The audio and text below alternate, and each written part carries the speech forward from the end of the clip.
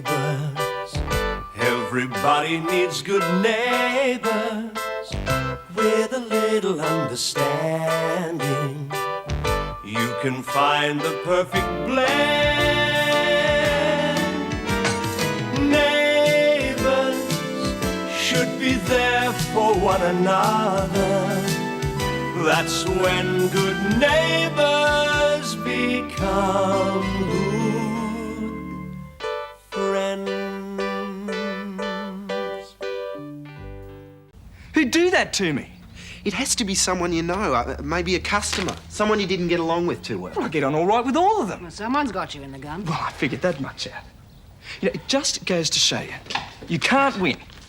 No matter how hard you try. Calm down. Don't break the furniture. Madge, he's very angry at the moment and he has every reason to be. Why? What's happened? Someone's been putting these in the letterbox. Just read that. Most of my customers seem to have got them.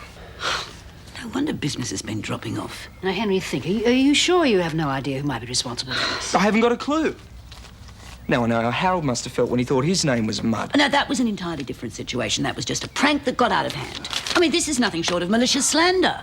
If I find out who's responsible, I'm going to throttle them. What we have to do is nail who's ever behind it, right? Oh, how? Advertise in the local rag? No. We go door knocking. Let's see if anybody saw the notes being delivered. Good thinking. Mm-hmm. Come on, let's go. I'll start on one side of the street, you start on the other. Okay? Come on, mate. Don't worry. Okay? We will find the person. Oh, Helen, it's so unfair. Henry's worked like a slave to build that business up. Yes, there are a lot of narrow-minded people in the world. Oh, yes. Nell Mangle being a prime example.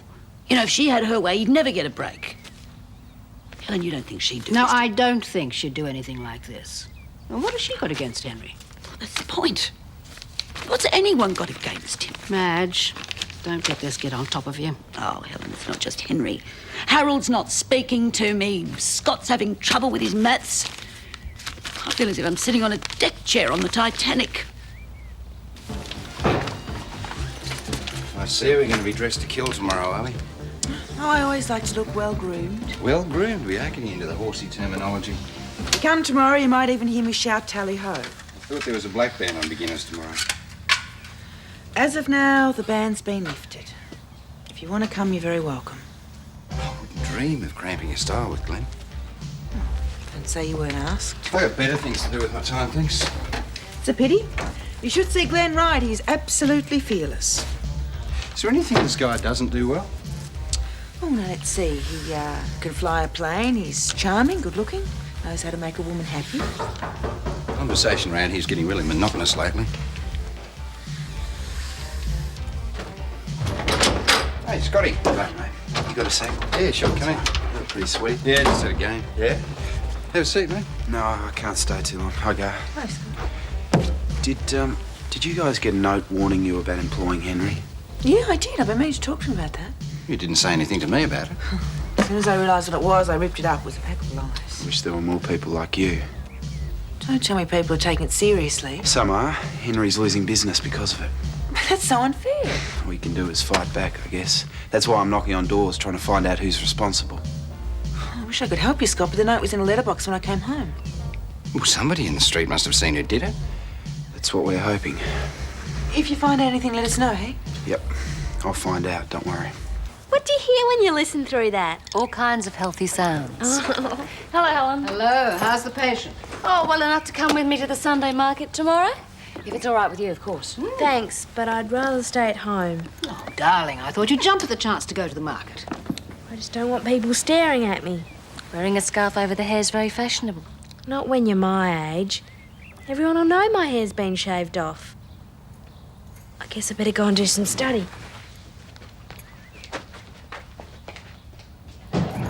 Can't understand it. She's been fine about going out to visit the neighbours. Your neighbours can be relied on not to make her feel like a freak. Strangers can't. Well, that's not a very healthy attitude. How's she going to feel about going back to school? We'll snap her out of it. She's fond of animals, isn't she? She loves them. Why? I've got an idea. What is it? Well, let me fine-tune it before I try it out on you. And make sure you can't come with me to the market tomorrow. I can't. I've just remembered I have to finish this. Good. I'll see you in the morning. Oh, say hello to Jim for me if he phones, would you? He'll be doing that tonight, actually, so why don't you stay for dinner and have a chat? You've won me. All I've got in my fridge is some mouldy cheese. You spend too much time on your patients and not enough on yourself. Keeps me out of mischief. I was going to do something a little more exciting, but I've been sidetracked this afternoon by Henry's problems. Oh, that reminds me, did you get a note warning you not to hire him? Yes, and it made me furious. Whatever Henry's history, he seems like a decent fellow to me. Who's responsible, do you know? Nope, but I wouldn't like to be in their shoes when Henry catches up with them. Oh, damn, I've just ruined 3 egg whites. How am I expected to make a meringue out of this lot? I wasn't even here, Mum. Love, I'm sorry. A bundle of nerves today. Tell me, did you find out anything? Yeah. People who got those notes were all customers of mine, past and present. I can't understand how the creep knew who they were. Easy. My record book's gone missing. It's got the names and addresses of all my customers in it. So whoever's got the address book's the culprit, right? I reckon. How long's it been missing? Oh, a while. You sure it's not in your room? Positive. No, you'd need X-ray vision to find anything in there. I've been telling him for weeks to clean it up. Well, from now on, I'll have all the time in the world to keep it clean. Well, let's just try to nail down the last time you saw the book, all right? Well, I've been thinking about it. Now, I had it when I finished Mrs. Green's lawns. I remember because she cancelled me for a month. Said she was going away. But that must have been weeks ago. Yeah. I'm sure, though. Because I lobbed into Mrs. Johnson's the next day, and the book was gone. So what did you do after you mowed Mrs. Green's lawns? Well, I know who's got the book.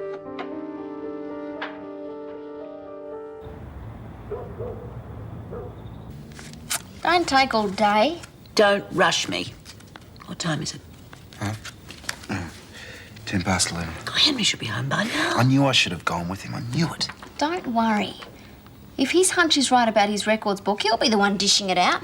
Now, come on, you playing or what? I'm playing. There, beat that. Watch me. Oh, and I thought this game was her brother's specialty. I reckon she was a card sharp in her last life. Pity it wasn't this time around. At $1 a game, we could be about 30 bucks richer by now. How many steaks would that buy? Not nearly enough. We'd be better off using the money to buy Willie some new spark plugs. Not that he's going to be ready for them for quite a while yet. I could use some new spark plugs myself. Well, it's about time you got back. Sherlock Holmes always took his time. Where was it? Where I said it was, at BB's. How does she feel about being your ex-girlfriend? She didn't even know it was there. Can you believe that? Sure, she helped me search till we found it. And there it was, on Kenny's bedside table. As soon as I told BB what was going on, she recognised his handwriting. Why did he do it? Well, it cost him a quick $45. Guess he's a sore loser. But that wasn't his money, it was Lassiter's. You know, he's damn lucky that Paul didn't have him charged with stealing. I hope you took him apart. Oh, I will, when I catch up with him. It could be ages once BB tips him off. She's sworn not to say a word till I front him tomorrow. Oh, now don't forget you're filling in for Ron at the waterhole tomorrow morning. I'll be there. Once I'm off duty, Kenny's history. Henry, fighting isn't going to solve anything. Kenny's asking for it. Charlene, for heaven's sake, don't encourage him. Why don't you talk to Kenny and ask him to retract what he said in those notes? Like he is, you're getting blood from a stone. Oh, I'll make him retract, all right. He'll be sorry he ever started this.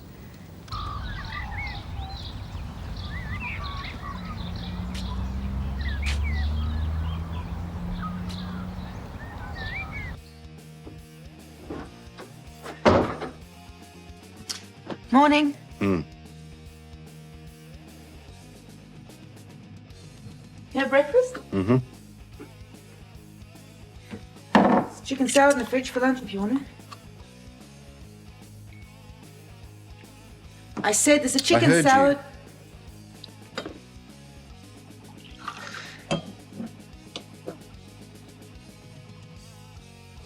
You going to work today? Nope. In fact, I'm looking forward to the peace and quiet so I can read my papers. Well, pardon me for breathing.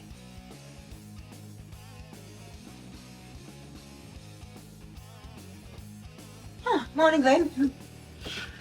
How come you look more gorgeous every time I see you? Aha, flattery will get you everywhere. So I see you're going to have reasonable weather for you, right? Yeah. I see you haven't changed your mind about coming with us. No, I'll let Gail bash your ear for a change. Oh, I look forward to taking her off your hands. Be my guest. Love you too, darling.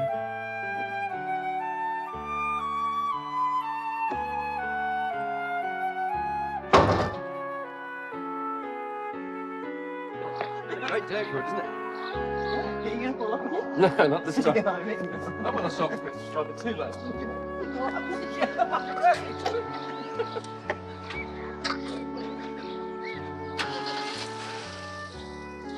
Oh, you're kidding! Yeah, okay, I'll see you later. What's wrong? Emma says they're up to chapter 13 already. Darling, Michael'll help you catch up. It'll still be a hard slog. Beverly, this is a surprise. Come in. I thought you were going to the market today. There's been a technical hitch. I need some help with a problem. Oh, what sort of problem? It's about this big, it's cuddly, and it goes...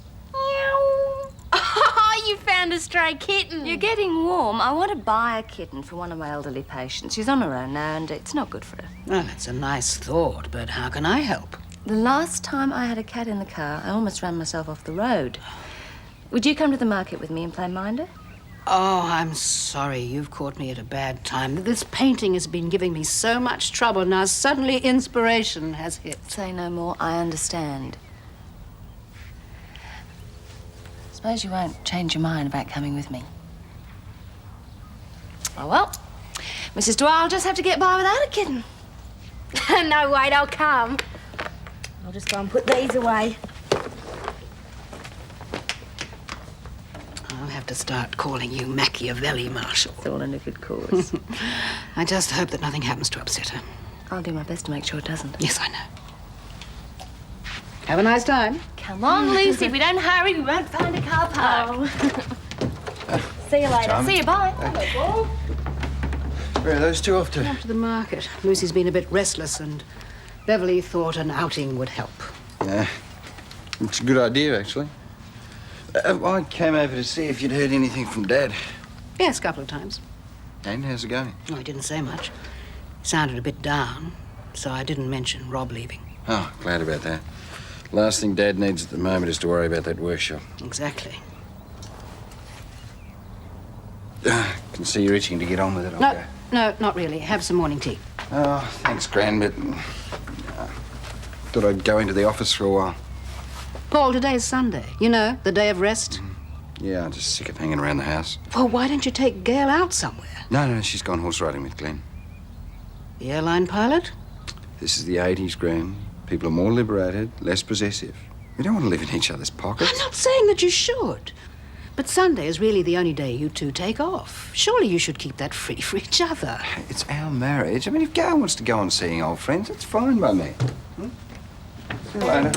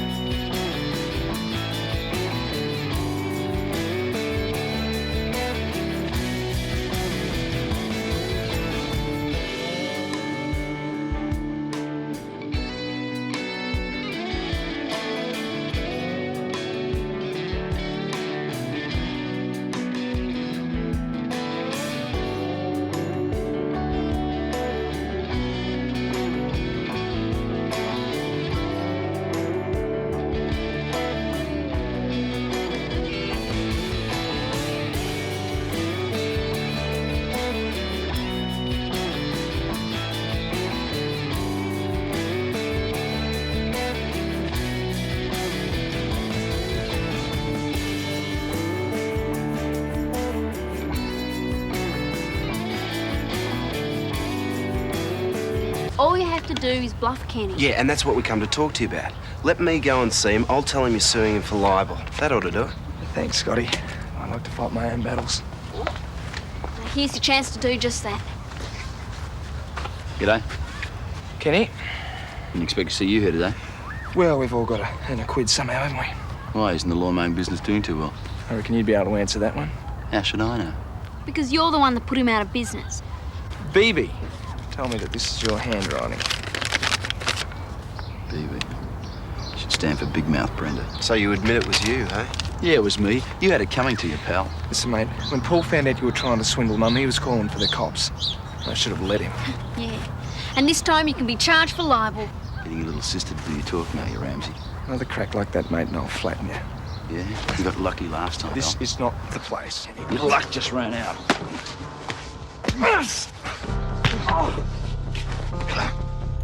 Charlotte, stay out of it!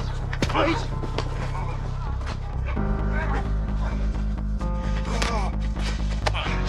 Henry! Henry! Charlotte! Not here, mate. Henry, it's Paul, mate. Come on, lay off. You've made your point, Henry. Come on. Break it up. I said break it up. You, get out. It wasn't my fault. I don't care whose fault it is. I want you off these premises, and I want you off now. Yeah, well, it suits me, mate. The service here's lousy. Henry. Get this mess cleaned up, will you? I'm sorry about this. It's not the best way to start a Sunday, is it? You're finished, period. I told you to get out. When people find out you're an ex-crim, Ramsay, you might as well sell that floor. Move it! Yeah, mate. Now you know why Henry laid into him. Charlene, I employ Henry as a barman, not a bouncer. If you want to fight, do it in your own time. Look, I'm sorry. This guy's trying to ruin my business. He comes waltzing in here, he just pushed me too far. Henry, I don't care. You should know better than to bring your problems to work with you. Sorry, your drinks won't be much longer. You make sure their next drink is on the house. Sure. And get housekeeping to get you a new jacket and shirt. I'll be docking that from your pay. Fair go, Paul. I also want you in my office at 9 a.m. sharp tomorrow morning. I shouldn't have got out of bed this morning. How did it go? Mission accomplished. Lucy had the time of her life. Where is she? Showing Jane the kitten? You look as if you bought the place out. Couldn't resist it. Lucy looks great in these clothes. Oh, you shouldn't be spending your money on Lucy. I love giving presents. Oh, isn't she the most gorgeous present you've ever seen? Lucy picked her out. Mrs. Dwyer will love her. Yes, and I see you managed to talk Beverly into getting you some presents, too. Oh, it was Beverly's idea, wasn't it? Sure was. Hope you said thank you. Of course I did. I even said it in French, didn't I? Merci beaucoup. Yes, I was very impressed. She bought me jeans, T-shirts, the works. I can't wait to get it out in them, Gran. Do I get a preview? Of course you do. In fact, I'll show you them right now. Gran, will you take me back to the market next week? If you behave yourself. Oh, I'll wait till Emma sees me in these. You are a miracle worker. Getting her to come was the hard bit. I don't know how to thank you. Oh, well, all I've got to do now is find a home for this little fella. You mean there's no Mrs. Dwyer? There's a Mrs. Dwyer, all right. She's got 6 strapping sons and an assortment of dogs. The last thing she'd want is a kitten.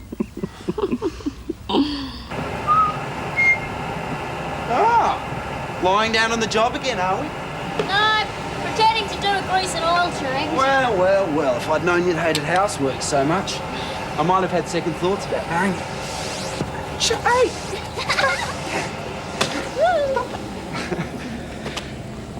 Well, do you want to take a lunch break? I'm starving. Yeah, me too. What up for that? I'd kill for a hamburger with the lot. Sorry, we can only have cheese rolls. Can't we lash out and have cheese and tomato? We'll economise when Paul tells me I'm definitely out of a job. Paul won't let you lose the apprenticeship. Well, I wish he'd hurry up and find a new mechanic. Being out of work really gets me down. We'll get there, don't worry. Can't be too soon for me. Hey, when we finish the housework, why don't we take a frisbee down the park, huh? I can't. Well, Jane's going through some maths problems with me. Oh. How's it going? Great. You know, Jane is the first person who's been able to make me understand calculus. Oh, ding, ding, ding, ding, ding. Here he is, the contender for the World Championship, coming in at 200 pounds. I'm not far from you. I've already got another 10 rounds of none. What about the fight? Yeah. She reckons I'll get the sack over it. But it was Kenny's fault. I won't cut any ice with Paul. Oh, don't let it get you down. I'll talk to Paul. It won't do any good, mate. Thanks to Kenny, I'll lose my job, my business. I might even be hounded out of the district. Stop exaggerating. Look, I know what I'm talking about, Lenny. It's been an uphill battle for me ever since I got out of prison. And now, just when things started... Look, it is only a temporary setback, OK? People will come to their senses. Can't see it, mate. You know what they say, give a dog a bad name? Well, there has to be some way to get around it. Yeah. Make Kenny eat his words. How? See? It's hopeless. We'll think of something, Henry.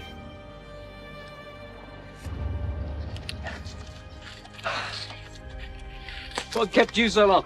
None of your business. Oh. Oh, this is very me Tarzan, you Jane? Do you mind?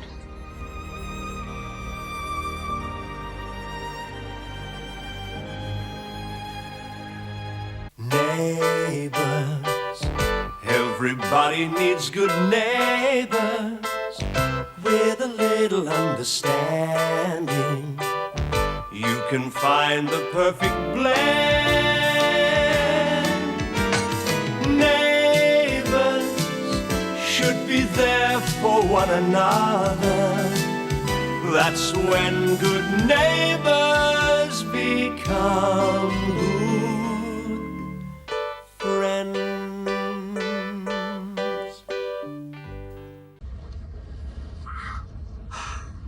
Oh, that husband of yours must have rocks in his head. On the contrary, he's a very smart operator. Not when it comes to ladies like you, he's not. Mind you, I'm not complaining. I was hoping we could pick up where we left off. I was just saying thank you for a lovely ride, that's all. That's not what it felt like just then. Paul and I had a fight. I guess maybe I was using you to get back at him. You don't do a lot for a guy's ego, do you? Hey, come on, it'd take a lot more than a knockback from me to dent your ego. I know all about your little black book. Hey, I'll tell you what, I'll give you a chance to get even. Last one back to the stables, a rotten egg. Oh, I've got a feeling that I'm going to have egg all over my face. Again. What'd you have for breakfast? Cornflakes.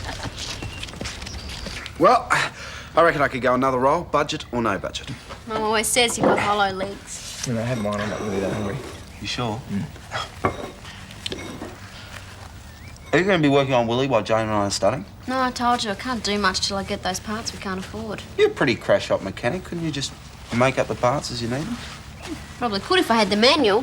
Where do you find one for a car that old? Go. Yeah. Henry? Oh, maybe later. Starving yourself isn't going to bring your customers back. It's not just that. Mum's right. After that dust-up with Kenny, Paul will find me for sure. Not when he knows the full story. Oh, want a bit? Look, I know he can be tough, but he'll give you a fair go. That'll be the day when anyone in Erinsborough gives me a fair go. Hey, hold a sec. That could be the answer. What do you know about? Well, Gran's pretty experienced in the community justice bit. Why don't we get her to mediate for us? A good one. Yeah. Oh, we'd never get Kenny to front, mate. Why don't you at least talk to Gran? Come on, mate. What have you got to lose? Right now, everything. How about this, Gran? Well, it certainly is different. Emerald flip when she sees it. Wasn't it nice of Beverly to buy me all this gear? Hope Dad marries her one day. Darling, your father has other things on his mind at the moment. If and when he decides to remarry, it'll be his decision and his business. So butt out, young lady. Beverly bought me these scarves as well. Oh, I'd like to borrow this one. Go very well with my pink outfit. Hello! Anybody? Oh. Hello, darling. Hi. Oh, Liz. Getting ready for the next overseas trip, are we? Nah, Beverly took me to the market. Yeah? Want to see what else she bought me? Just a bit later. I have to talk to Gran. Is that okay? About those notes? Yep. Kenny Larkin did it to get back at Henry. Oh, what a rat act. Very rat. How's Henry taking it? Oh, there's not much you can do. Most of the customers believe the notes. He's practically out of business. That's not fair. Gran, I thought maybe you could help. Or get some action from the community justice. Well, it's not the sort of thing they normally deal with. I might be able to get it listed. Yeah, there's no time. Well, Henry's got no hope of getting any other work with all this hanging over his head. Couldn't you, do something off the record? Oh, I don't know, darling. But I could go over and talk to Henry. Find out what neighbours are involved. Oh, I knew we could count on you. Fantastic. That's really good. Now we look at my new gear. Okay, I'll look at it. Lucy, that is gross. Hey, don't throw that at me. Yeah. What?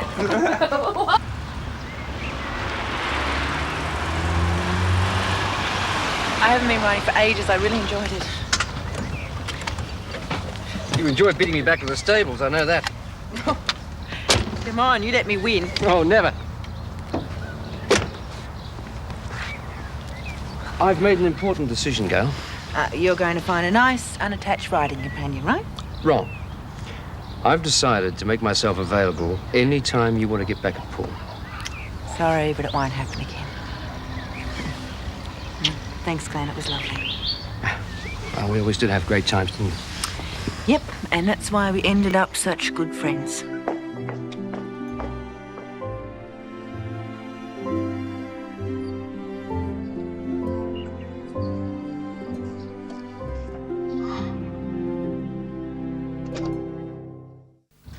I didn't realise so many cancelled.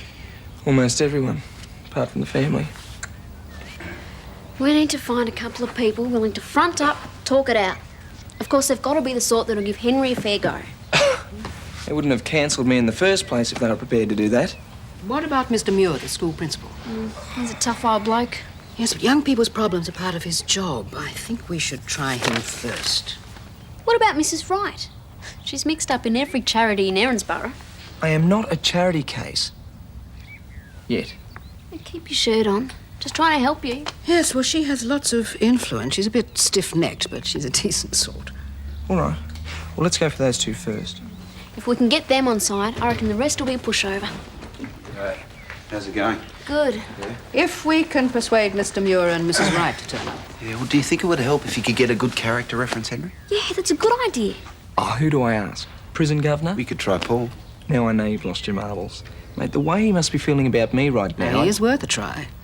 Now, I'll ring Mr. Muir and Mrs. Wright and see if we can meet this afternoon. I don't reckon there's much chance of them wanting to meet any afternoon. Well, I don't guarantee it, but I will point out that everyone deserves a chance to explain themselves, no matter how bad things may look.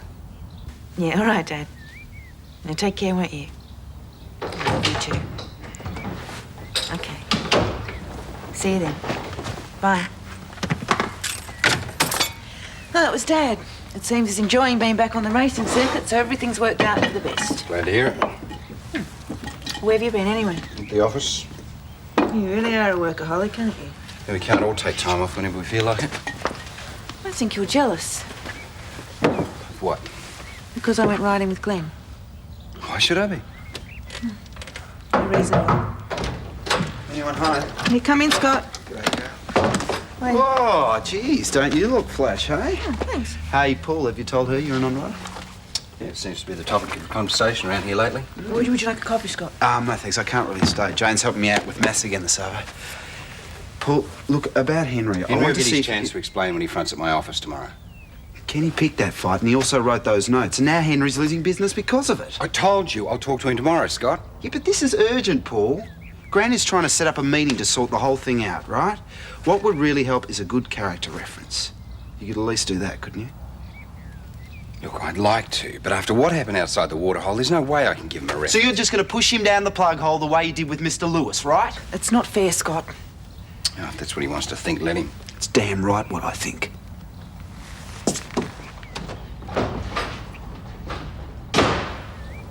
Thanks. You've really done a job on me, haven't you? No, and I tried to explain. Yeah, Jim. too late. Now everyone in the street thinks I'm some kind of monster. Well, then you should know just how Henry's feeling. Gwen, seeing this is a kind of a formal meeting, should I take notes or something? It's strictly informal, darling. Oh, there they are. Henry, try and relax. And, darling, you can stay for the meeting if you keep out of the way and be as quiet as a mouse. Okay. Mrs. Wright, Mr. Muir, do come in. What am I going to What have say? you to give Just up tell your them the facts, then let them do the talking. Old Muir's pretty good at that. Mr. Muir, for the purpose of me. How are you? Now, if you'll all sit down, we'll try and sort this out as quickly as possible. See, Henry and I both felt that if any two people in the neighbourhood would give him a fair hearing, it'd be you. Of course, if an injustice has been done, I do try to keep an open mind on these issues. And I never approved of the cowardly action of the person who left that note in my letterbox. But I made inquiries and discovered there was some truth in it. You did serve a prison sentence, didn't you? Yeah, I did. And he paid for his mistake. People like you just don't want to accept that. Lenny, please. It's true. If you were more interested in what a good job he does instead of listening to stupid gossip, we wouldn't have this problem. I see leaving school hasn't cooled that temper of yours, Charlene. If we were less personal about all this, I think we're more likely to consider the details rationally. Good idea. Oh, what? No, I am never, ever going to get this into my thick skull.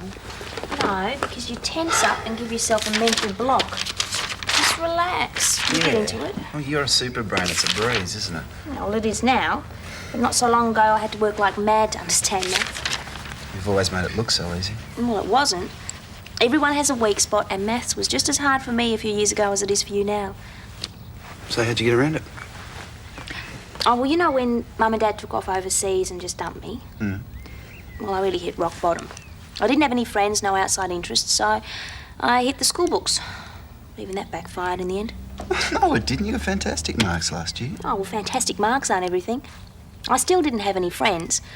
And the better I did at school, the bigger a dag you all thought I was. So I studied even harder and did even better and got lonelier by the minute. I used to really envy you and Charlene and Mike and Nikki kidding around and having fun. But anyway. Never realised how bad you felt about it. Oh, well, we're all friends now. And I guess the schoolwork paid off. Now I can help you.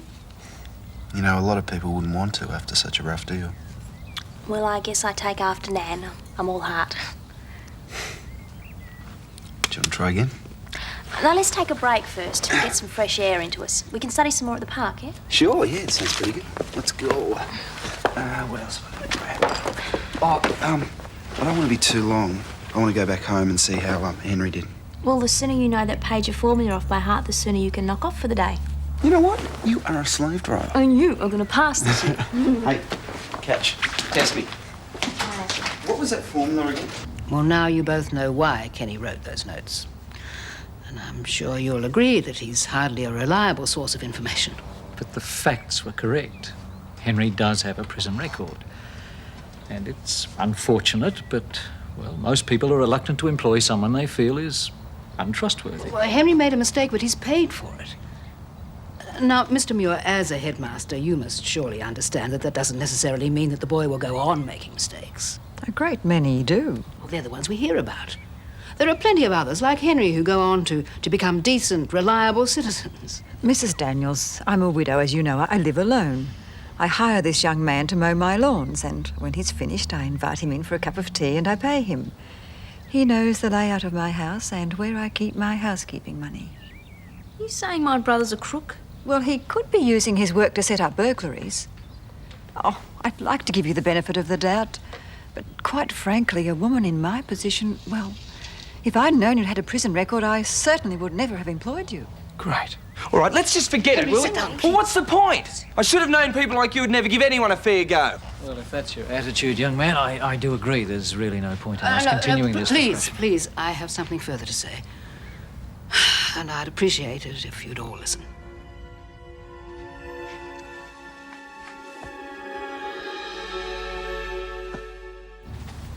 I'd like you to read this letter from Des Clarke. He was happy to recommend Henry and also to give details as to how Henry prevented a robbery at his bank. I can't deny I respect Des Clarke's opinion and his ability to judge character. Now, Henry, I'd like you to tell Mrs. Wright and Mr. Muir just exactly what you've done since you came out of prison. Well, it wasn't easy at first. Jobs are hard enough to come by even without a prison record. But after a bit, the ice cream circus took me on. What on earth's that? I drove a van round selling ice creams to all the kids. Not exactly a high-powered executive position, but I enjoyed it. Until there was a break-in at the depot. They ran some inquiries and found out I'd been in prison. And that was that. No more job. Even when they proved Henry had nothing to do with it, still didn't want a bar of him. Then Paul Robinson started giving me some odd jobs around Lassiter's and a bit of relief work behind the bar at the waterhole. Then later he said I could do the lawns if I got my own equipment. So I scraped up what money I could. And my sister and her husband helped me out too. We reckon he's a good risk. So that's basically it. Only now I'm back where I started. Anyone with less integrity could have become very bitter and stopped trying. Hello, darling. Hello, everyone. Sorry we couldn't get here earlier. You know Mr. Muir and Mrs. Wright, don't you? Yeah, Darling, of would you course. make some coffee, please? Yep. Oh, if you have this. So, how are the peace talks coming along? Well, as Henry's employer, you can probably help us make up our minds on what to do. Tell me, would you consider him honest and trustworthy? Hey, hang on. Oh, it's a fair question. But of course we all know the answer after Henry's behaviour outside the waterhole this morning. Oh, I can assure you news like that travels very fast. And fighting in public is not smiled on. Look, the incident at the waterhole was unfortunate, but clearly not Henry's fault. As to the future, well, I'm impressed with Henry's initiative and attitude. So much so that I'm going to be increasing his hours and his responsibilities. Part of those responsibilities are going to be checking and banking the waterhole takings. Does that answer your question, Mr. Muir? It certainly does. I've done you an injustice, Henry, and I'm sorry. I'd like you to put me back on your customer list. This is right. Could you fit me in this afternoon sometime? No problem. So we can count on you both to talk to your neighbours and clarify the situation? You most certainly can. I'll have a word to the ladies at the church function this evening. Oh, you won't be sorry, either of you. Oh, I'll have to go and find Scott. He'll be wrecked. You will stay for coffee. Oh, yes, thank you. Oh, it's nice when neighbours can be civilised enough to get together to sort out their problems. Yes. It helps you find out who your real mates are, that's for sure.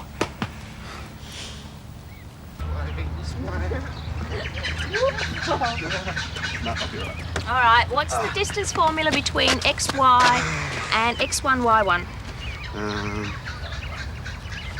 Don't you know?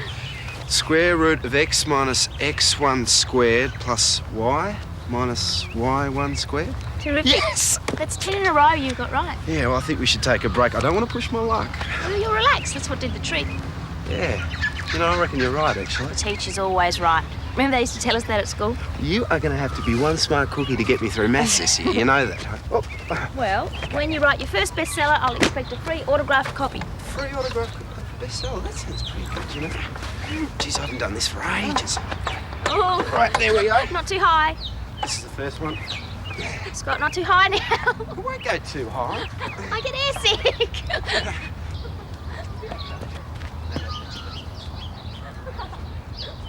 Hi.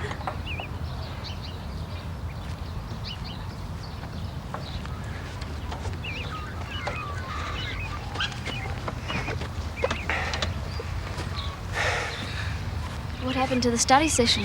Well, we're just having a bit of a break. It went really well, though. How'd it go? Gran was terrific. Did old Muir come good, did he? They both did. Henry's back in business. Great. That's fantastic. What's the news? Old Muir came through. The one who really swung it was Paul, though. He was great. Paul? I'll never forget it. Honestly, no, I really mean that. Paul. Yeah, you must. It's the 5th time you've said it. Were you serious about letting me do the banking and Yeah. stuff? Mind you, I'm going to be keeping a close eye on you. I want no more fights. I want no more trick advertising. Gotcha. Yeah, and just to prove that I mean it, that's the first of your new responsibilities. So I'm going to be pretty busy at work tomorrow, so I'll need you to supervise the deliveries in the morning. Yes, boss. Now go on. I told Gran and Gal I'd only be a few minutes. Right. Hey, listen, from now on, mow your lawns for free. Hey, come on, we just got you back in business. No need to blow the profits before you get started. But look, anything you can think of. Anytime, I mean it, just let me know. Just be there to open up for the delivery man in the morning. That's all I ask, man. Gotcha. Don't you reckon Gran would make a great judge? I think she would. Oh, nonsense. It was Paul who saved the day. No, he'd make a better prosecutor than he would a judge. You have had all the excitement you're allowed for one day, so how about hanging up some of those new clothes? I saw the way you dumped them on your bed, young lady. All right. Hey, here, Lucy. Oh, she's a good kid. I'll take her horse riding again when she's up to it. Yes, she'd love that. How did your horse riding go this morning? Oh, it was great. Did Paul tell you about it? No. I saw you when you came back. Glenn seems a very attractive young man. Most people seem to think so. Gail, I don't want to interfere, but Paul is my grandson, and Beverly gave me cause to wonder if you're marriage is a happy one. What did Beverly say? Oh, it's just a passing comment. But the point is, how would Paul have reacted to that very tender farewell? Look, Glenn came on a bit strong while we were out and I told him it was no go. What you saw was just a bit of sympathy for an old friend, that's all. So you really do love Paul? Yes, I do. Very much. Far more than he realises. Neighbours, everybody needs good neighbours with a little understanding. You can find the perfect blend. Neighbours should be there for one another. That's when good neighbours become good friends. Far more than he realises. Oh, I'm sorry, Gail. I suppose there's a fine line between caring about the family and interfering. Look, it's all right. I'm glad you asked me. Fran? Hello, darling. Oh, well, speak of the devil. I don't believe everything you hear. We were just discussing you. Well, things must be slow in Ramsay Street. Oh, you seem pretty pleased with yourself. It's not every day you get to be Mr. Nice Guy, is it? I had a quiet word with Henry, and I think he's seen the light. Well, don't be too smug about it. You did the right thing by Henry, and so you should have. He's a nice boy. Now, why don't you two stay for dinner? Well, actually, I was sort of thinking a quiet dinner for two. Wine, candles, the works. Dinner with the family sounds fine to me, thanks, Helen. Oh, well, suit yourselves. Won't be anything fancy. In fact, I'll give you a hand.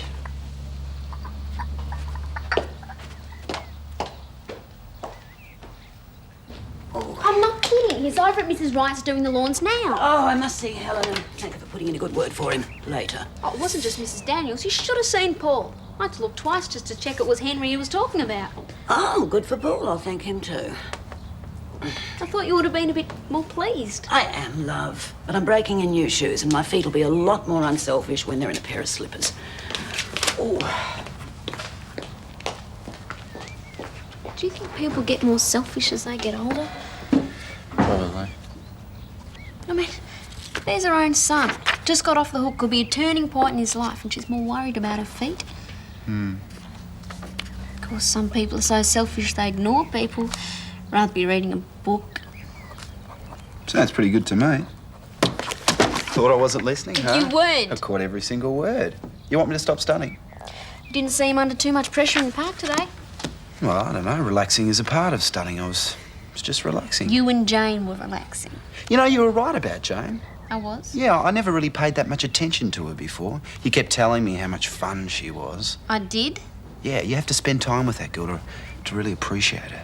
Oh, I suppose I told you how pretty she was, or did you figure that out for yourself? You know, it's incredible, isn't it? How you can know someone for so many years and not even realise how intelligent and gorgeous they really are. Hey, I thought you wanted to talk I've to me. changed my mind. Do you trust me? Not in a million years. Oh, somewhat. No trust. Go and ask Jane to do your socks things. See? You are jumping to conclusions. Look, okay, Jane may be terrific, but as far as I'm concerned, no one comes close to you. You're a good liar. All-round sportsman. Well, it's a good thing I hadn't started preparing dessert. We all know what unbridled passion does to custard, don't we? How are your feet? Oh, much better. When they're more comfortable, I think I'll go over and see Helen and Paul. Might even drop in on Harold. Harold? Yes, Harold. A couple of things you need to learn, if and when you grow up, young lady. First of all, you can't live on love. And secondly, it's very difficult to communicate with people when your feet hurt. Harold? What? Harold isn't talking to you. No, well, it's up to me to sort things out, isn't it? I mean, he's been going through hell lately, and it's largely my fault. Besides, I could use a little unbridled passion myself now and again. Unbridled passion? Maybe the rumours about Harold are true, huh? Something else you could learn. Never judge a book by its cover. Harold.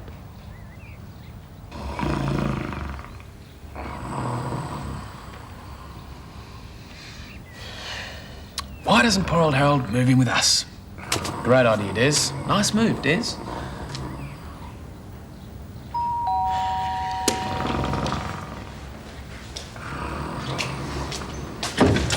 Hello, Mike. It's Harold. Mrs. Ramsay, come in, come in. What you hear is what you get. Oh, dear, perhaps I shouldn't disturb you. No, please do. The snoring's driving me crazy. So Harold Bishop snores. You learn something every day, don't you? Yes, well, the first time I heard it, I thought Des was out the back with a chainsaw. It's because he can't roll over, you see. Poor Harold. Yes, well, I'm glad I'm not him. I just wish his room wasn't next to mine. I haven't had a decent night's sleep since he's moved in. Well, surely Des and Daphne are doing their share. Oh, yeah, but they're looking after Daphne's father at the moment, and I get stuck with Harold. Sorry, I didn't mean that to sound the way it did.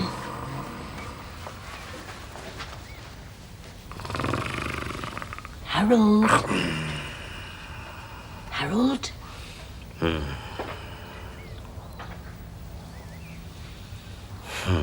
Madge. Hello, Harold.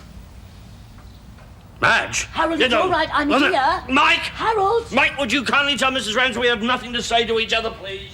Oh, no offence, Mr. Bishop, but now that Mrs. Ramsay's here, you may as well tell her yourself. I got to take some of these books to the library. You're not going to leave me alone.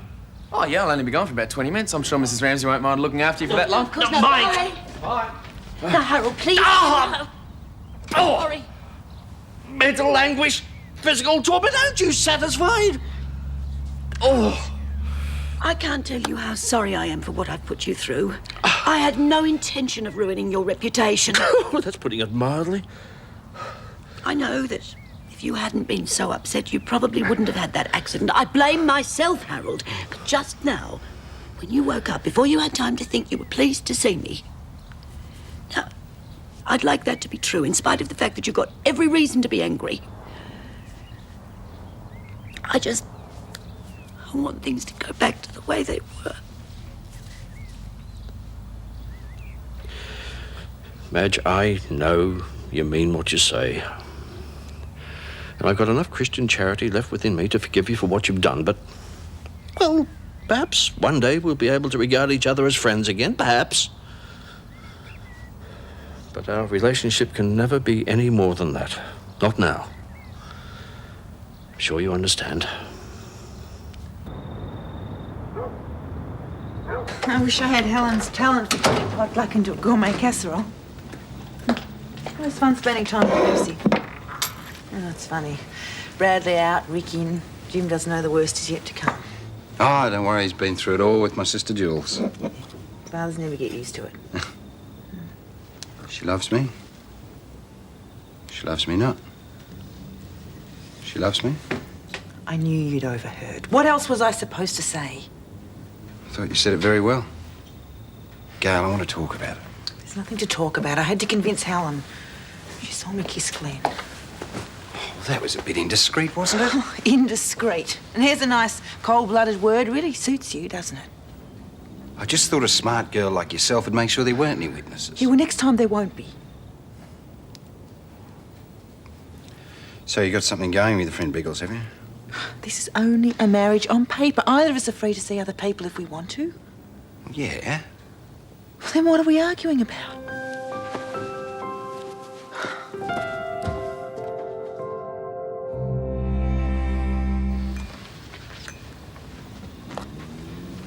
The blast of botheration.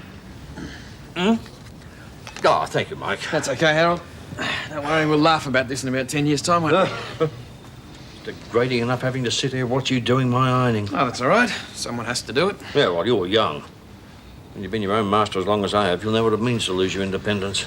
Yeah, I guess so. I must admit, though, I was rather surprised that Des and Daphne went off and left you holding the bag, as it were. Well, Daph wants to straighten things out with her father, and if they stay for dinner, then it looks good, doesn't it? Yeah. You know, you're right about one thing. Experience means a lot more than what I thought, you know? Kids sort of sulk about things, they hold grudges and stuff, but not adults. They know how to forgive and forget. My relationship with Madge Ramsay is nobody's business but mine. Did I say something wrong? It may be Christian to forgive, Mike, but it is criminal to forget. Once bitten, twice shy.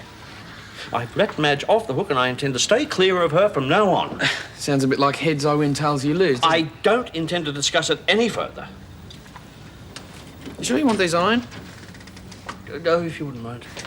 Hi. Sorry we're so late. Oh, that's all right. How's your dad? He's fine. Well, Health-wise, he's not too good. Seeing Jamie cheered him up. so, how's it going, Harold? Oh, coping. Des, can I use the car tomorrow? I want to go back over there. Sure. Walk to the bank will do me good. You worried about anything? The way Dad was grouching at Mr. Preston, he's the male nurse. I thought I might pour some oil on troubled waters. Yeah, it's good to hear you talk like that, Daph. I mean, the way things were before, Well, I'm you know. just sorry it took Dad's illness to make me realise it, Mike. Still, if you can't forgive and forget, the only thing stopping you is your own stupid pride. Come on, you. Not you, Des. Look, Sherwin, I know the books have got me tied up, but we've both been making sacrifices all year. We can't let it go now. Yeah, I know. I just don't get to see much of you. Good times are coming, all right? Right? See ya. Night.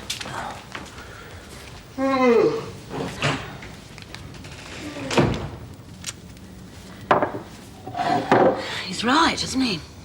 Yeah. I just think I picked the wrong person to help him. You've just made 3 statements. You don't trust your best friend, you don't trust your husband, and you've got no faith in your marriage. That's not true. Well, that's what you said. But I didn't mean... Love, if you're concerned about not seeing enough of him now, what's it going to be like when he's got a career? He's going to be out there working with people, women, and they won't be your friends. You've got to learn to trust him, just the way he's got to learn to trust you. For once, I agree with you. Ha ha! Can I have that in writing? No.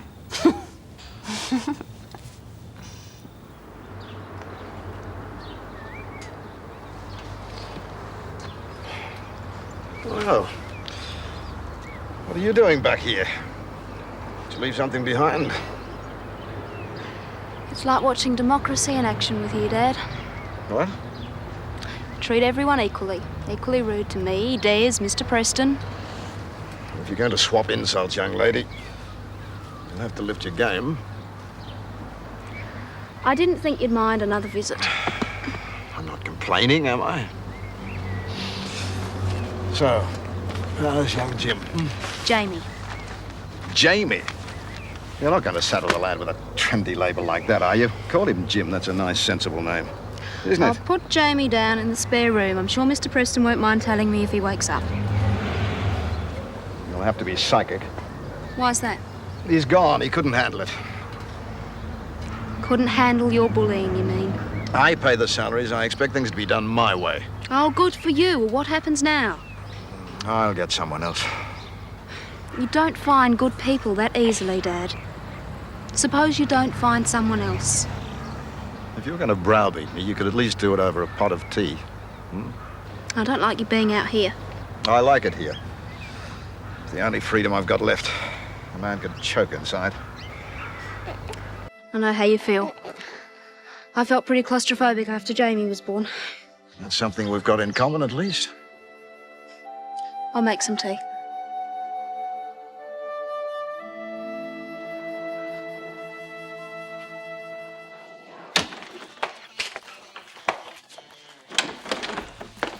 Okay. Hi, Mike. Would you like a cup of tea or something? Oh, yeah, cup of tea would be great, thanks. All right. Take away? No, I'll have it here. Oh, okay. Right. Mind if I join you? Of course not. Before I get mad, I want to get my facts straight. Did you talk to Helen about my marriage with Paul? Well, yes, I made a comment. I can't believe it. I hardly said anything to you. And I hardly said anything to Helen. Well, why comment at all? Don't you people take some sort of an oath? Listen, Gail, if you come to me as a doctor, of course it's confidential. But you came looking for a friend. You didn't know me well enough to tell me what was wrong, so I mentioned it to Helen because she's family. She cares about both of you and she might know how to help. Now, if I've embarrassed you or made things worse, I'm sorry. If things are worse, it's my own fault. I shouldn't take it out on you. I want to be a friend, Gail. You can trust me. If you ever want to talk, just tell me it's between us and it'll go no further. That's a promise. Thanks. Dad!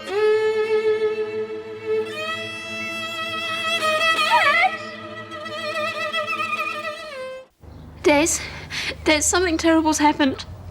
What's terrible? Calm down and tell me. Is something happened to Jamie? No, it's not Jamie. Jamie's all right. It's Dad. He's had some sort of an attack. Have you called an ambulance? Yeah, but I'm scared it might be too late, Des. He's unconscious. Look, just be brave. I'm on my way. I'm so scared. Just so scared. Look, just hang in there. I'll get a cab and I'll meet you at the hospital. Okay. Right, is that the lot? It's a bit breezy outside. Mind if I eat my cut lunch in here? Oh, I might have to charge your customer space, Don't Charlotte. worry, I'll buy something. No, I'm only joking. Milkshake, chocolate. Look, I realise you broke. You don't have to buy And it. I'd like it today, not tomorrow, thanks. Hope you're buying something you could get bounced. Bit of a rough morning at the workshop, was it? Oh, I know, it was great. 6 people wanted their cars fixed, only I couldn't do them because I'm just an apprentice. Charlene, I know you feel... You said you'd hire a mechanic, Paul, so what's the problem? Now listen to me, you're staff, so why don't you behave like it? I'm doing my best. I've interviewed people, but I just haven't found anyone worth hiring yet. So meanwhile, the business goes down the tubes. Here we go. It's on me, mate. No, it's on me. Look, the business has to be on sound foundations. That means hiring the right mechanic. It doesn't matter how long it takes. You're the hotshot businessman, Paul, but I'm smart enough to know one thing. It's not just today's money we're losing. Every customer I turn away is not going to bother coming back. We're going to have nothing left to build on. Look, that is the worst possible scenario. It's true. Who's going to throw away their investment just to keep my apprenticeship alive? I could lose out, couldn't I? I'll try not to let that happen. Try. Very hard. Now, come on, chin up, eh? Okay. Oh, Madge, you shouldn't have. You don't have to buy my friendship. Well, not with pies, anyway. No, it's just a little thank you for helping Henry. And gratefully received. They won't go astray in this family. Mind you, I'm surprised you haven't whizzed up a batch of your vegetarian specials over to Harold. Yes. Well, I just hope that Henry doesn't let you all down. Madge, Henry has proven his honesty many times. I don't think you have any cause to worry. If only he'd learn to think before he jumps. Oh, well, I suppose you're right. I saw you leaving the Clarke house yesterday afternoon. I take it you and Harold are on speaking terms. You don't have to tell me. Nothing to tell. Harold said, I forgive you, get lost. Oh, the sanctum. I know. Harold can be insufferable when he's in the right. And he is in the right. But I just want things back the way they were. Oh, Harold's pride can rise to considerable heights sometimes, but it always comes back to earth. Give it time. Oh, would you like me to wrap these and put them in the fridge? Yes, thanks, Madge. Okay. Oh, Beverly, come in. I can't stay. I needed to settle something. Huh? I might owe you an apology. About what? For suggesting that Paul and Gail might have problems. I'm not a troublemaker. No, I know you're not. Look, I'm glad you spoke up. A few things had me worried, too. I just needed a push to put my own mind at rest, but I'm not worried anymore. Their marriage is just fine. I'm glad. Thank you, Scott. I really appreciate this. Yeah, nothing worse than not being able to do your own thing. Nothing personal. No, point taken, lad, point taken. By golly, things could be worse, you know. They could? Oh, well, at least I'm in the company of men. God help the poor fellow that's totally at the mercy of women, eh? I don't know. Depends on the women. G'day, Paul. G'day, Scotty. Hey. How's married life, mate? Oh, couldn't be better. What about yours, huh? Harold, how are you feeling? Up to talking a little business? Oh, well, no, that depends. Come on, I'm not trying to take advantage of your condition. Well, I just want to know if you've heard from the insurance company, that's all. Oh, well, the car is ruined, but they're going to fix it nevertheless. Uh-huh. Thank you. Well, look, without admitting any liability for work done in the workshop... Paul, I've spoken to my solicitor. I know my position. Took the car before it was ready. I'm totally responsible. Look, I'm not arguing the legal points. If you let me finish, I was just going to say that, well, we'll take care of the insurance excess anyway. Why should you? Well, it was bad luck. Harold, we're neighbours. I mean, loosen up. It's no big deal. Well, frankly, I'm astonished. What's that? Nobody ever given you a break before? Obviously they have. See ya. Get well, eh? Well, I better shoot through myself, I guess. See you later, Harold. Yeah. Scott, when you go home, would you mind asking Madge if she'd like to come over here? If it isn't too inconvenient, that is. Sure. No problem. See you later. I'm stupid. I could have had a backpack ready for him before the ambulance came. You kept your head. Otherwise, things could have been worse. Worse. Your father's just had a bad turn. Said he might be home tomorrow. Home to this, all alone.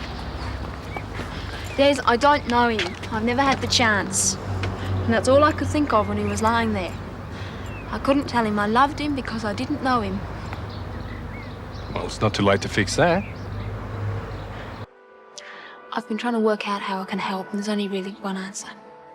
What's that? I want to move in here and look after him. Reckon you get along without me for a while? Neighbours, everybody needs good neighbours with a little understanding. You can find the perfect blend. Neighbours should be there for one another.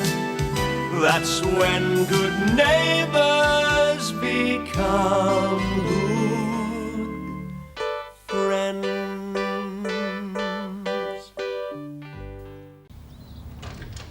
Harold? Oh dear, I didn't wake you up again, did I? No, Madge, I'm sorry. No, I was just having a doze. It's about the only thing I can do for myself these days. Yes, I suppose it is. Scott said you wanted to see me. Yes, I want to apologise for the way I treated you before. Oh, Harold, you don't owe me any apology, Madge, but please, believe me. please let me finish, please. You came here, you asked me to forgive you. I said that I would, but I didn't want to see you again. Well, a bit like having an each-way bet, isn't it? It certainly isn't the way a true Christian would behave.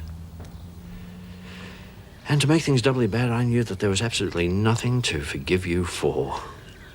I knew that you wouldn't deliberately spread those vicious rumours about me. Thank you, Harold. I've been lashing out like a child, trying to find someone else to blame for my own stupid mistakes. Charlene told me that the car wasn't ready, but oh, no, I took it. The whole thing is entirely my fault. It's me who should be asking you for forgiveness. Just hope that you're more charitable to me than I was to you. Oh, Harold.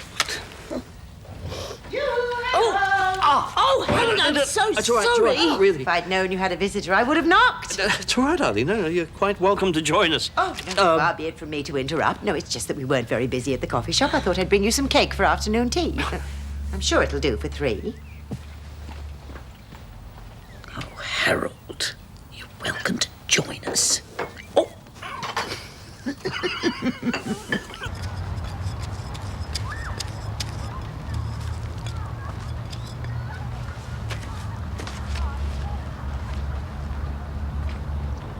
Hi. Oh! Oh, no. I'm really sorry. Oh, it's all right. It's not your fault. You just startled me, that's all. All I said was hi. Oh, just as well you didn't try anything like, how are you? The bridge probably would have collapsed. I can't see it either. It must have gone right under the bridge. I'd jump in for you, except the water's freezing. I'll bet it is. Leave it to me. I've got a wetsuit at home. Look, you don't want to hang around here waiting. How about I drop them up to your room? I don't usually give my room number to people I don't know very well. It's sort of a rule I've got. Suit yourself. They'll be on the tag anyway. But I'll leave them for you at the desk. What did you say your name was again? I didn't. But it's Sally. Sally Wells. Well, Sally Wells, have your key back in no time. Honestly, Eileen, I was perfectly comfortable as I was. Nonsense. We don't want you getting into any bad habits. Yes. You could do dreadful things to your spine, sitting around for long periods of time. Now, forward. Oh. There. That's much better. Oh, yes, much better, yes. I hope Madge didn't leave on my account. No, I shouldn't think so, no. Well, it did appear that I'd arrived at a bad time. I mean, far be it from me to stay where I'm not wanted, and if you and Madge wanted to be alone, all you had to do was say so. Well, it did appear that you were on friendly terms again. let us just say that I'd realised that I'd been judging Madge rather unfairly, and we decided to put the whole silly business behind us. Very gracious of you, Harold. No, not at all. I've also decided to forgive you the part that you played in spreading those rumours. I see. Does this mean you're going to stay in Erinsborough? Yes, it does. And you and Madge? Well, I mean, you did appear to be on very friendly terms. Yeah, well, it's a little early to say that we'll ever get back to the way we were, but Madge is the reason I came to Erinsborough in the first place, and she is the reason that I shall stay. I believe that home is where the heart is. I see. Oh. Here.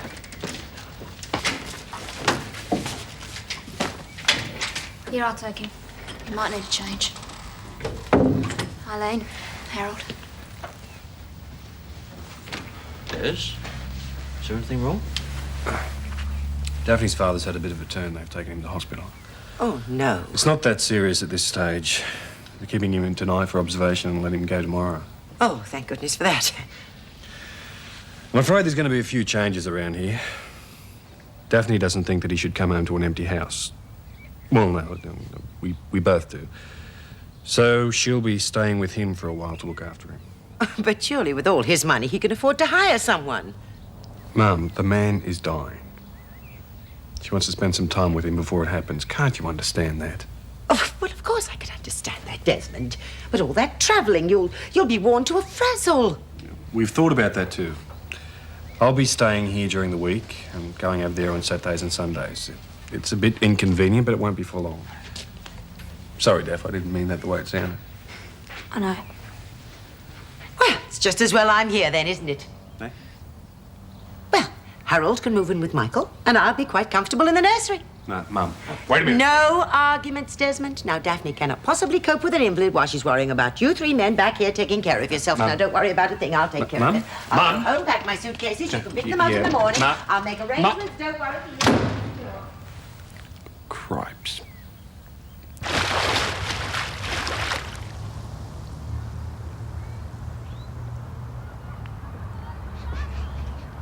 Having a good time, Henry? Good day for a swim. What on earth?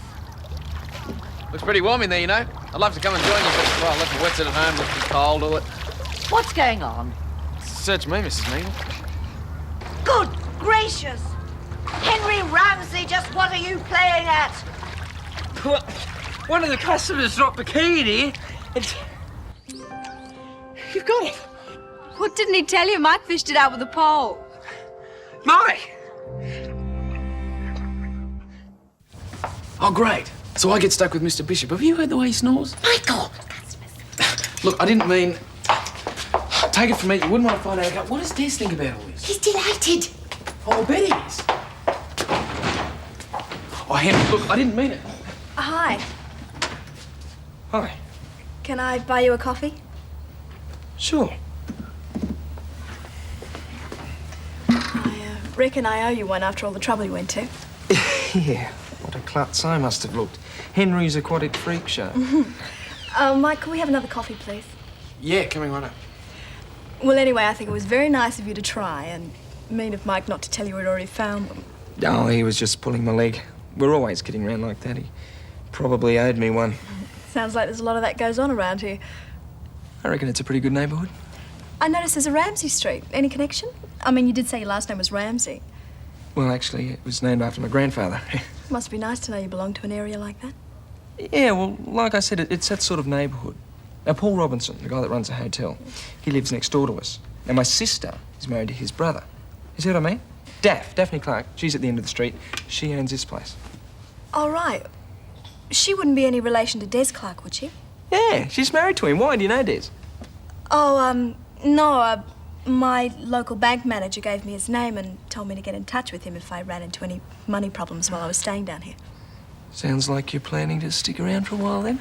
It depends. Have they been married long? Huh? The Clarks, Des and Daphne. Married? Yeah, 18 months now, I guess. Any kids? Here you go. Thanks, mate. Kids? Yeah, they've got a baby boy.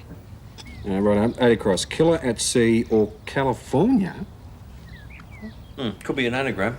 Oh, that's me. I can't do it. No. How many letters? 4. Killer at sea. Or California. Yes, orca. The killer whale. How'd you know that? Killer at sea or California. Orca. Oh, pretty easy when you know it. Sleep at last. And please, let's keep it that way if you want to eat tonight, that is. Come and sit down for a while. A while. You must be kidding. I need to get dinner on while the going's good. No, you don't. Des. You've had a hell of a day. You just sit down, relax for a while, okay? Forget about dinner. I'll do baked beans on toast or something. We won't starve. To tell you the truth, I do need time to pack. Beans on toast. That's the best you can do. It is a good idea that Eileen's moving in here to take care of you. Yeah, I didn't mean to speak to you about that. I realise I'm only a guest here, as it were, but, I don't suppose you consider bringing your father here instead of you going to him. Come off it, mate. 2 invalids, a newborn baby, me and Mike. What do you think Daphne is? Yes, of course, you're right. It's just the thought of that woman. Oh, I'm sorry, Des. I realise, of course, she is your mother. But... Yeah. Well, you'll feel better after you've had your rest. Rest? What do you think I've been doing all day? Aerobics? A proper rest. Eh? In your room. Oh. Well, the doctor did say I had to get plenty of R&R. Yep. That's right. I'll drop in later and make sure that you've cleaned up for dinner. Those beans, you sure they're vegetarian? No. Eh? You're not going to talk me out of it. What are you talking about? You are such a fake, Clarke. You practically threw that poor man out of here so as we could be alone. Yeah.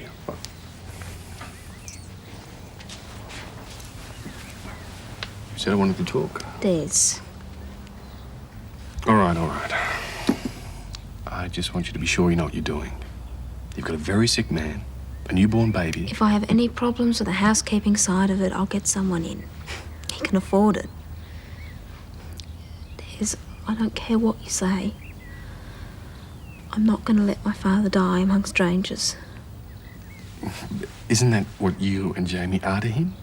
Strangers? We won't be. I know what you're hoping for. I just don't want to see you get hurt. I have to know, Des, I have to know if he really does feel anything for me. I can't just let him die and then spend the rest of my life wondering. Look, that cuts both ways, sweetheart. He's got a right to know how you feel about him. Do you think I don't know that? I want to love him. I really do. For once in my life, I want to hear him say he loves me.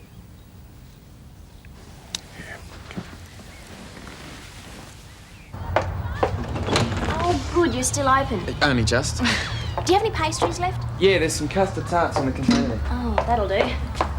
How's the tutoring going? Oh, great. You know, I've always really liked Scott, but up until now he's just been Charlene's other half. This is the first time I've really got to know him, and he's a really nice guy. Well, not too nice, I hope. Come on. You've got Lucy. Yeah. Don't know how much longer I'll be able to keep that up, though. I'm getting so tired I'm falling behind on my own work. It must be hard with a new baby in the house. It's not just the new baby, it's the old one as well. What old one? Harold. He's got a lie on his back because of his arms, and it's like trying to go to sleep in the middle of an air raid. Yeah, he does snore a bit. Sorry, I should have warned you. Well, it's bad enough with the wall between us. What's it going to be like when he moves into my room? How come? Well, Daphne's got to look after her father for a while, and Eileen's going to move into the nursery until she gets back. I've got exams in 3 weeks. How am I going to pass at this rate? Yeah, I see what you mean. There might be a way around it, though.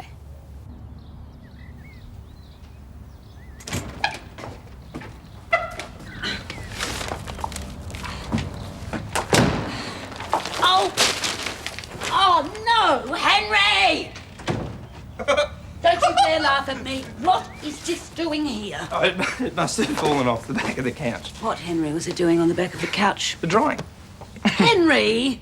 Would you please put it away where it belongs so you can clear this mess up too? I thought it was Lenny's turn to do the shopping. Well, I decided I was going to do the cooking tonight. What's the big occasion? Well, I just decided I was going to do the cooking. It's no occasion. Oh, yeah? Avocados? Oh, what's this? Caviar? Pretty fancy stuff, Mum.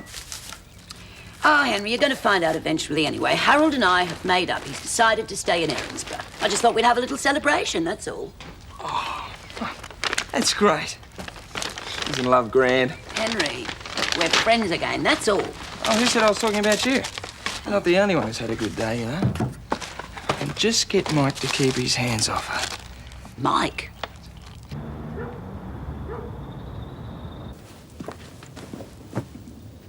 Yours, I believe. Oh, no, actually, that's Scott's. You know what I mean. If you must have that boy around here, the least you can do is clear up after yourselves. This is a sitting room, not a pigsty. And it's just one folder. In my day, a sitting room was somewhere where everything was always just so. We never even went into it, except on special occasions. That was ages ago, Nan. Things have changed since then. And not for the better, either. Nan, it's Scott you really object to, isn't it? I've nothing against the boy personally, but I just don't think that the two of you should be spending so much time alone here. Nan, for heaven's sake, he's my best friend's husband. All I'm saying is that when two young people spend so much time together, well, there's bound to be talk. What if there was a third person? I beg your pardon? Oh, well, you know, like a chaperone. What are you driving at, Jane? Well, Mike has his exams in a few weeks' time, and he hasn't been able to get enough sleep because of Mr. Bishop's snoring. So I thought maybe he could stay here for a while. Don't be ridiculous. Well, it's mostly your fault Mr. Bishop's over there anyway. There's no question about it, Jane. The answer is no. Well, I suppose you know best. It does seem a pity, though, that you'll have to give all that money to the Clarkes. What money? Well, the board money Mr. Bishop paid in advance. I mean, you can't really keep it under the circumstances, can you? So I guess Des and Daphne will have to get it now. They will? So I simply thought, since you were looking after Mr. Bishop, the least I could do would be to offer to share the burden. After all, there's nobody staying in his room at the moment. Well, I don't know. It'd be up to Mike, of course. Well, I think it's a great idea. You do? Yeah. That'll sort of make things a lot easier for everybody. We'll all have a lot more room. I suppose so. All right, well, I'll get a few things ready then, Mrs. Mangle, and I'll be over later. Oh, well, then, yes, we'll see you later. Goodbye, everybody. Yes, goodbye. Better sit down, mate. You're not well. Not well, he's delirious. Oh, cut it out, guys. I know what I'm doing. I get it. Jane's there. Come on, Dad. It's your turn to change the nappy. No worries. Didn't bat an eyelid over that task, did he? Mind you, it's not that I dislike babies. I just think they're grubby little things at that age. Mike, I'm not putting you out at all, am I? I mean, you're not moving into Mrs. Mangle's on my account. Oh, no, not at all, Harold. Ah, good, good. Well, things have worked out rather well. I've paid my rent to Mrs. Mangle. You've paid your rent to Des and Daphne. We're just doing a straight swap, really. Things have worked out rather well. Yes, you can say that again.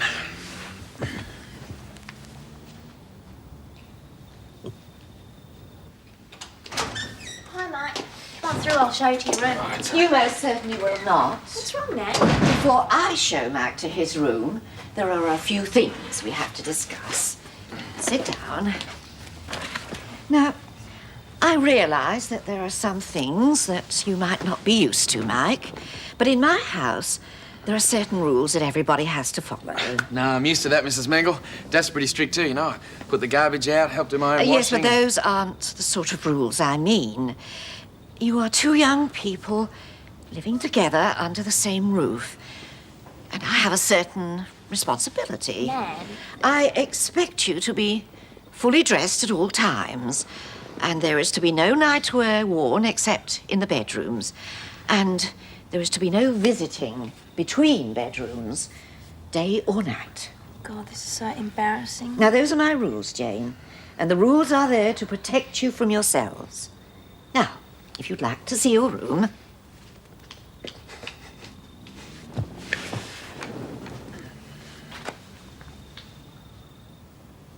Oh, thank you, Des. Look, it doesn't just have to be the weekends. I'll try and get over there twice during the week. Des. Oh, once anyway. Wednesday, maybe? Look, for once your mother's right. Do you realise how early you'd have to get up to get back? I just don't know I'm going to last so long without you. Oh, it's going to be hard for me too, Clarke. Make the most of the time we get, eh? You bet. Desmond, you! Somebody open the door, please. Coming! Right, now I brought what I need for tonight. You can go over tomorrow and pick up my suitcases. They're already packed. Suitcase? How much are you planning on bringing? Oh, look, I'm sure Daphne will be home soon, but it's best to be prepared for the worst. Oh, it sounds awful, doesn't it? Prepared for the worst. Harold! Now, what did I tell you about your back? You're going to be in for some really bad trouble. It's lucky I'm here, isn't it? Come on, sit forward, forward. That's right, we'll make this okay. Here we are, and how's that? Better? Yes. Neighbours, everybody needs good neighbours with a little understanding. You can find the perfect blend. Neighbours should be there for one another. That's when good neighbours become good friends. I bet Harold got this one. Oh, don't knock it. Some of those old movies are great. Okay, I'll take your word for it. Hi, Scott. Come in. Yeah, just for a minute. I think I left one of my folders here. Yeah, I'll get it for you. Yeah, great. Oh. G'day, g'day. Oh, interrupting some sort of reconciliation.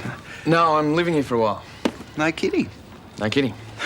You're game. I don't think I can handle living under the same roof as Mrs. Mangle. Yes, well, anything's better than Harold snoring. True, true. Oh, Ta, thanks a lot. Catch you later. Yeah, okay. You here again? Yeah, just to get my folder, Mrs. Mangle.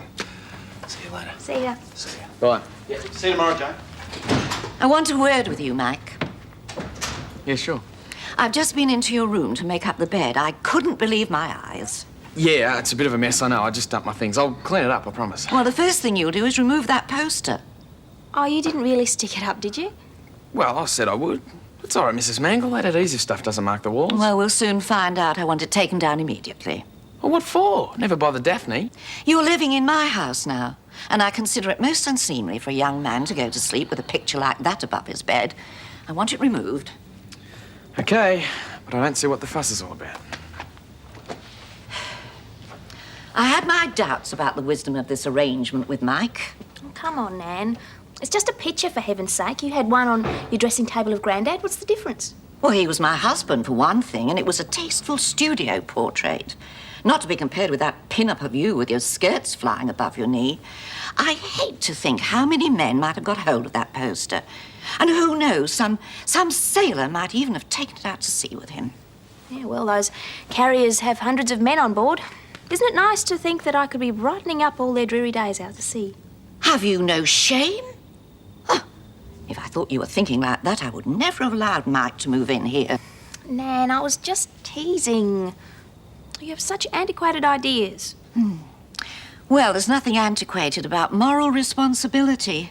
Oh, I should never have let you talk me into letting Mike stay here.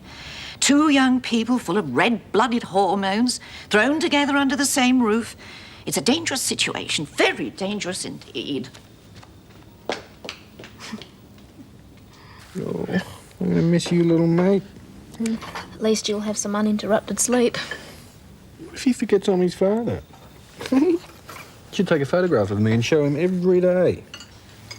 I was going to take a photo anyway, so I don't forget. Really? Des, stop worrying. You'll be at Dad's place as much as you can. Exactly. Running the bank, running backwards and forwards all over the countryside. I hope you realise what a pressure this is going to put on you, Desmond. Mum, Dad's father is very sick and he's all alone. Yes, well, he's only got himself to blame. Daphne has a family of her own now. That should come first. Hey, just stay out of it. It's our decision. Eileen, would you mind turning the page for me, please? Certainly. Yes, well, it's a decision that affects a lot of other people. Eileen, I've read that you've turned the wrong page, please. Thank you. Daphne is giving up her husband for a father who doesn't care tuppence for her. At the moment, Dad needs me more than Des. We have the rest of our lives to spend together. This is the last chance I'll have to spend time with my father. Yes, well, I'm sure that's very admirable. And I am looking forward to taking care of Harold and Desmond. And you can be assured that your house will be kept as shiny as a new pin. I can always rely on you, Elaine. Now, what about that cup of tea? If you just put it on my lap, please, So Eileen. sorry, Harold. Here we are.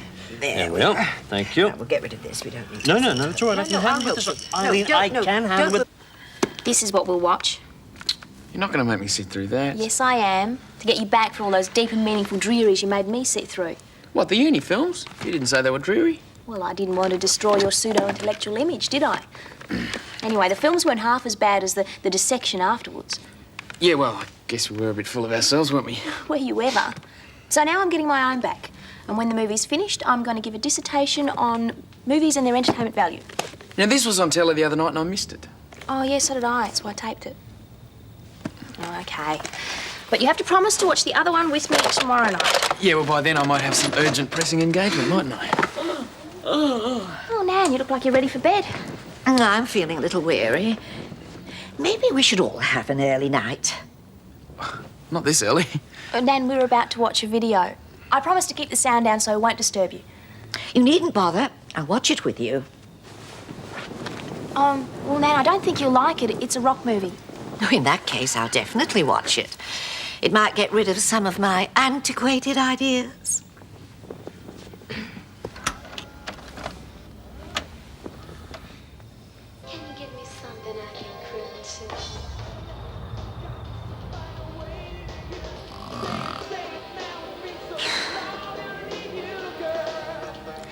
Hey, did you notice how Nan's snoring kept to the beat in that last song? Yeah, well, lucky it wasn't Mr. Bishop. He would have drowned out the whole soundtrack, wouldn't he? She should be sacked from the chaperones union for falling asleep like that. Well, let's hope she falls asleep more often when I'm here. It's about the only time she gets off my back. She does live here. Yeah, well, you know what I mean. It's just going to be a bit uncomfortable if she watches every move that I make. Well, I'll try to convince her not to worry. I mean, it's not as if we're still going out. Yeah, well, actually, I wanted to talk to you about that, Jane. Like it's history. Yeah, well, it doesn't have to be, does it? No, Mike. Why can't we just give it another go? Because I'm happy with life the way it is at the moment. I don't want to get involved with anyone. Too busy becoming a career woman, hey? Maybe. Look, do you mind if I use the bathroom first? No.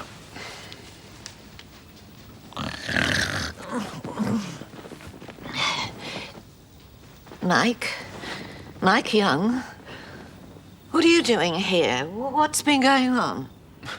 Well, nothing's been going on, Mrs. Mangle. Nothing at all.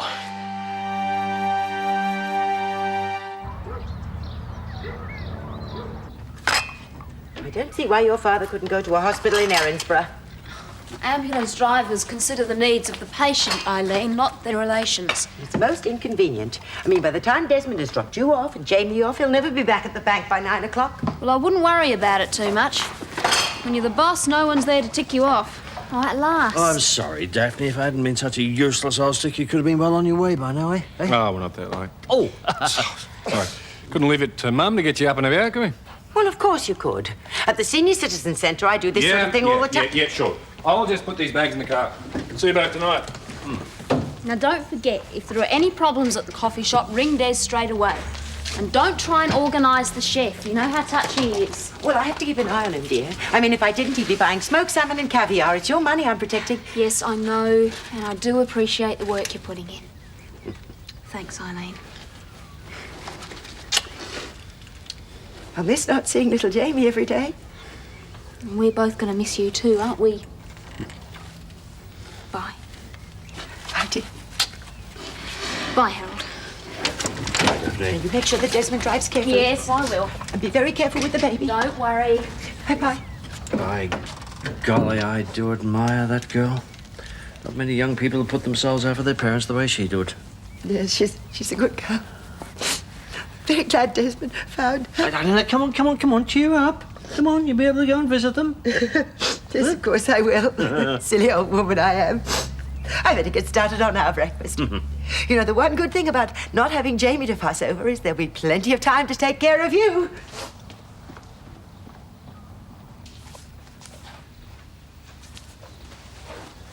Know you kept a diary? Oh, it's not a proper diary. I just keep reminders in it, you know, birthdays and things like that. Oh, yeah? You got my birthday in there? Yeah, and Nan's and Mr. Bishop's and Charlene's and a whole lot more. Oh, good. Well, you can give me plenty of warning when it's time to buy them cards then, can't you? Well, you'd better start looking for one for Charlene, because she's turning 18 soon. Oh, yeah. Well, I think that deserves something a bit more than a card. Why don't we throw her a party? A party? Yeah. But what sort of a party? It has to be something really special. Well, why don't you meet me at the coffee shop after work and we can talk about it then? I can do. I'm touring Scott this evening. Ah, well, how about lunchtime? And I'll buy you today's special. Yeah, that's perfect. I was meant to meet Scott there for lunch anyway, and, well, he should be in on it too. You're sort of seeing a lot of Scott lately, aren't you? And I'll be seeing a lot more of him too until he passes his exams. Oh, you're really going to have to keep earlier hours, Jane, while Mac's in the house. Well, Nana, I was in bed by 10:30. That's not late. Not for you, perhaps, but early to bed and early to rise has always been my motto. You've quite thrown my internal clock out of kilter. Well, you didn't really have to sit up with us, and you fell asleep anyway. I may have dozed off a couple of times, but I would have known the minute anything untoward took place. Well, it's not me you have to worry about, Mrs. Mangle. See you later. What on earth did he mean by that? Search me.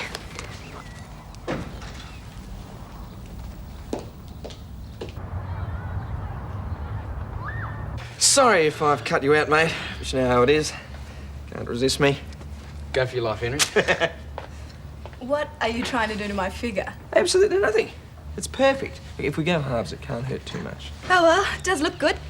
I'll just have to do 3 classes in quick succession. And what sort of classes? Aerobics. Ah, you're into all that sort of stuff. I've just finished training as a gym instructor. Well, you must be fit. Want to race around Lassiter's? No, thanks.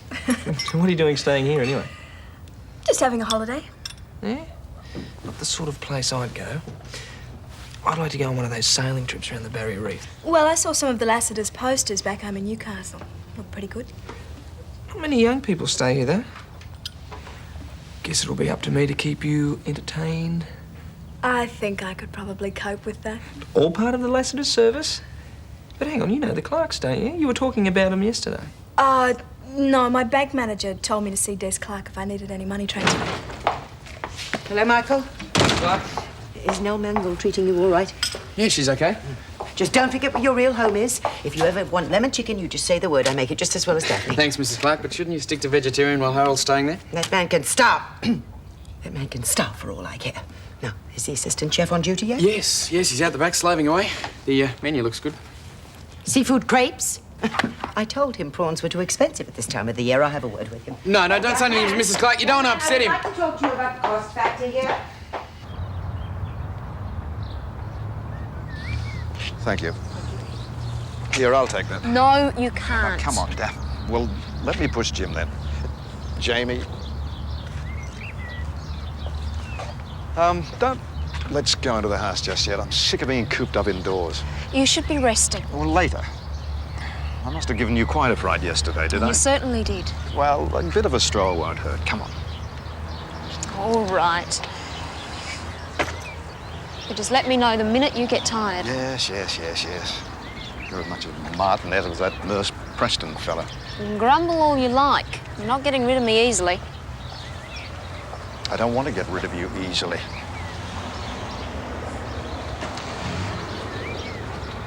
I don't deserve what you're doing for me. Dad, I want to be here with you. Well, as long as you know I appreciate it. What a mess I made of everything. If only I could wipe the slate clean. Not all of it. There are some good memories. Are there?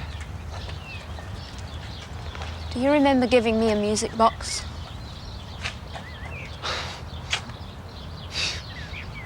Yes, I do. I'd come home late from the office, as usual. You were already in bed, of course. I crept into your bedroom thinking that you were asleep, but suddenly you sat up and held your arms out to me.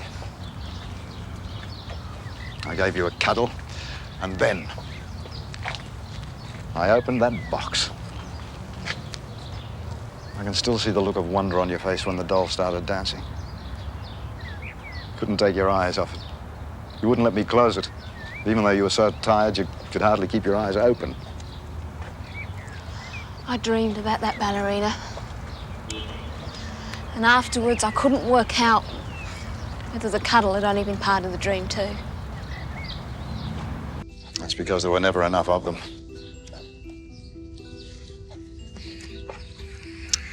I made us both unhappy. It's over now. It's in the past. Well, there may not be much of a future. Dad. I love you. I love you too.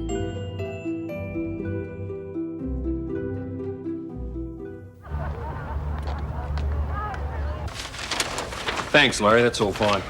Just send that off to head office on the next courier run, if you would. I've got to make a few phone calls to head office. Will do. Just make sure I'm not disturbed. Right. Can I help you? Was that Des Clarke you were talking to? Yes, this is the manager. I know. I'd like to see him, please. He's unavailable at the moment. Perhaps I can help. I'd like to open an account. Well, I can do that for you. What type? Savings, current, investment? Thanks, but I'd rather talk to Mr. Clarke. Okay. It could be a bit of a wait. That's fine. Not in a hurry. You take a seat then. I'll let you know as soon as he's free. I still don't get what the big deal about maths is anyway. I want to be a journalist, not an accountant. All-round education, I suppose. Yeah, well, if it wasn't for Jane, I could have missed out on the career I want, all because of a subject that I'll never use. So you think Jane's been a good help then? No, is she ever? She's great.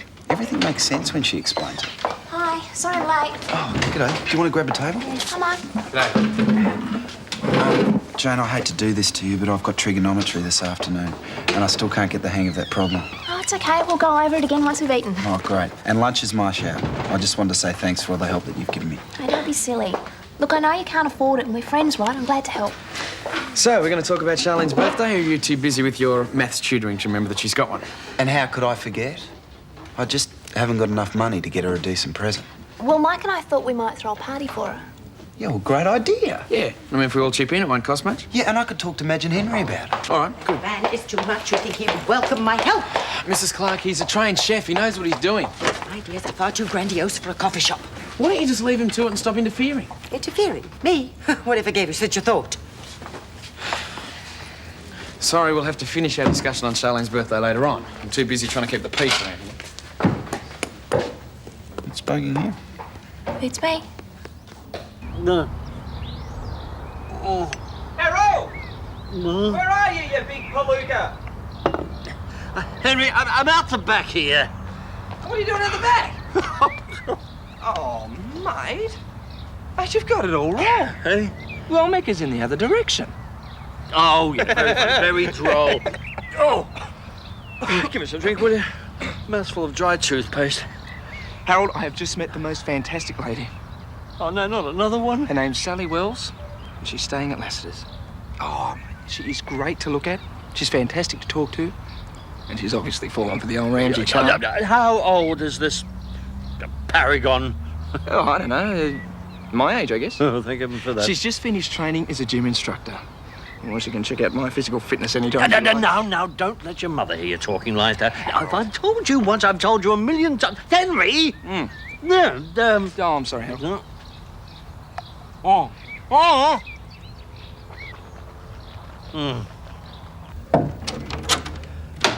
Miss Wells, Mr. Clarke. Thanks, Larry. G'day. Sorry about the long wait. Now, what can I do for you? I've just arrived in Erinsborough and I'd like to open an account here.